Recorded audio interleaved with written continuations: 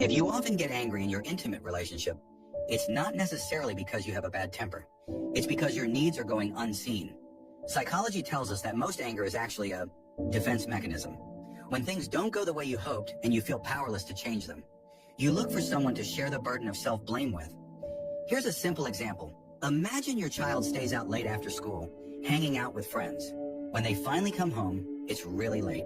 Most parents who are seeing their child return so late get extremely angry and ask, "Why are you even coming home now?" Do parents really not want their kids to come home? Of course not. There are usually two reasons behind this reaction. One, parents often place their expectations onto their children. When these expectations aren't met, they feel disappointed and lash out at the source of that disappointment, the child. Two, parents have tried calmly explaining things many times, but the child doesn't listen. When gentle words don't work, they turn to stronger emotions to express their frustration. So why is it that you're usually calm, but when it comes to your intimate relationship, your emotions become unpredictable?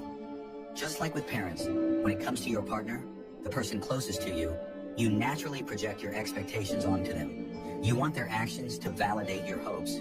If they don't respond the way you expect, your emotions spiral and you get angry. The purpose of your anger is to make your partner see your needs and change their behavior. But here's the problem. Not everyone can see the deeper meaning behind your emotions. When they're met with your negativity, they often only see your criticism of them. This can quickly lead to intense arguments, cold silence, and unresolved issues that only widen the gap between you two. If you want your relationship to last, you need to learn how to express your needs in a healthy way. It's okay to have emotions, but avoid expressing your thoughts in a purely emotional way. Emotional outbursts can create a sense of dependency, where you're waiting for your partner to recognize your feelings and meet your needs, just like a child who cries for attention. But you're an adult. When you notice you're getting angry, the first thing you should do is calm yourself down. Then think about why this situation is making you upset. What is it that you really need? More often than not, you'll realize your anger isn't caused by some catastrophic issue. It's something you can resolve internally. That doesn't mean you should always suppress your needs. If you feel your needs aren't being met, it's completely fine to say directly, "I'm upset because you're not seeing my needs."